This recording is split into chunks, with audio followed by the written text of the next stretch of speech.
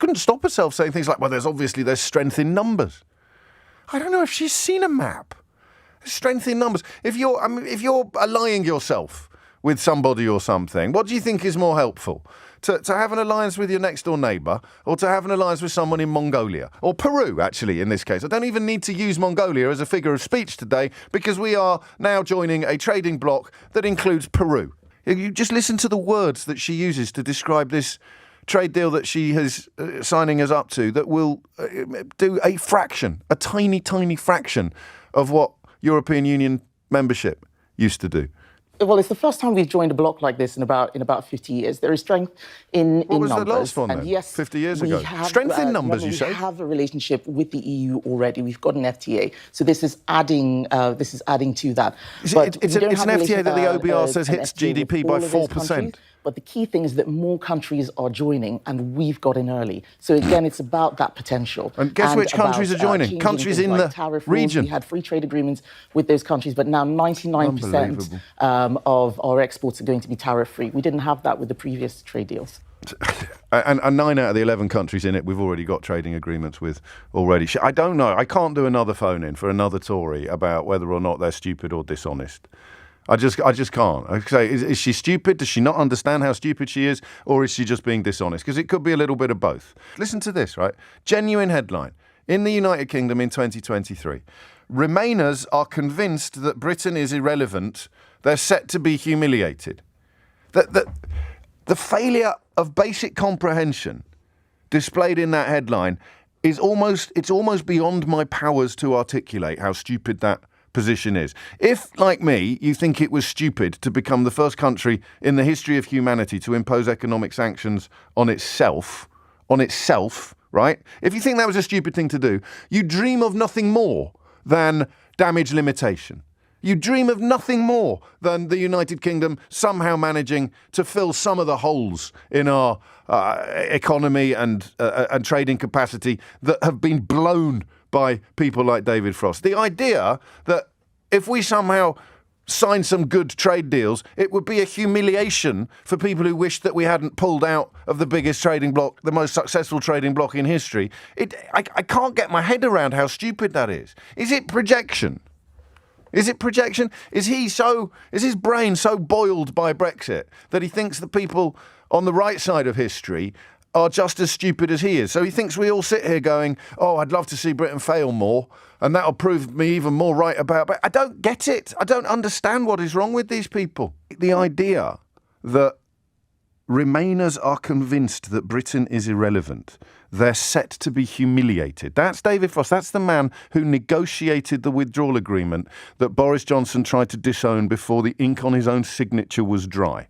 It's a catalogue of incompetence so complete that I genuinely struggle sometimes to believe that it's actually happened in real time on our watch in our country. Remainers are convinced that Britain is irrelevant. They're set to be humiliated. And Britain's new Pacific trade bloc will leave EU in the dust. And then the minister sent out to sell it is essentially, with every sentence she says, acknowledging the absurdity of Brexit. There's strength in numbers, so why leave the biggest single market in the world then? We'll be able to have free trade, so why leave the biggest single market in the world then? So why leave the single market then? Why leave the biggest single market in the world? It's very good for the economy, so why leave the... It's close to being beyond articulation this morning. It's why I nearly didn't talk about it. I heard that interview. I heard the one with Nick, actually. And I for the first time since this started, I just found myself thinking, I can't even today. I just can't do it. I just don't know what to say. You're still gaslighting us. You're still touring the studios, presenting another box and claiming that it's full of gold, when, if we're lucky, it'll have a few coins in it. I don't know how it can still be happening. And I don't know what is wrong with these people. A comment on the Guardian website says, we've stormed out of the Ritz and stumbled into a Wetherspoons, which is apposite on so many levels, isn't it? So what's wrong with these people? Well, I mean, look, number one, if you want to talk about joining the Indo-Pacific trading bloc, that's great. Why bring Brexit into it? Why would you have to pretend that it's a benefit of Brexit? Rishi Sunak's Twitter account this morning. It's a 4% hit on GDP, right? According to the OBR. That's what leaving does. And signing this in 10 years' time will be a 0.08% boost. How can Rishi Sunak call that a Brexit benefit? It doesn't make any sense. None of it makes any sense. But you're going to make sense of it for me. So the question is, very simply, what is wrong with these people? Explain it to me. Maybe you're one of them. 0345 6060 973. Maybe your dad is. Is anyone genuinely celebrating this? 0345 6060 973 is the number that you need. And I think we'll go a little bit Marvin Gaye. I do allow myself occasionally a moment of Marvin Gaye.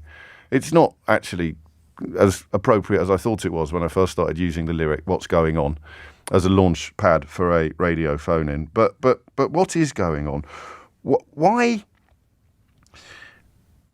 do these people persist in pretending that up is down and black is white? How can anybody today be presenting this membership of an Indo-Pacific, there's a clue in the blooming name, an Indo-Pacific trading bloc, as somehow being a benefit of Brexit? Right, you tell me, what is wrong with these people? Hit the numbers now, you will get through. And I almost feel I should apologise to you for a lack of clarity. I thought I'd have a theory by the time I got to the end of my introduction this morning. I can use the word cult a lot, particularly when I'm looking at a picture of David Frost. I know that there's something beyond politics going on here, something psychological. I thought that if I read that headline out 3 times, a penny might drop. Britain's new Pacific trade bloc will leave EU in the dust. Remainers are convinced that Britain is irrelevant. They're set to be humiliated. And these aren't just sort of, passing idiots. That's the bloke that negotiated the withdrawal agreement, the second headline. Let's just find out then. What is wrong with these people? And I should stress, you're perfectly entitled to answer nothing, James. It's you that's got this all wrong. I would enjoy that, I think. What is wrong with these people? 0345 6060 973. They've taken us out of the best gym in the world and signed us up to something in a garage in Peru. And they're trying to tell us that they've done us a solid. They've done us a favour. They've improved our lives. I don't get it anymore. And I want to hear from you if you think you do.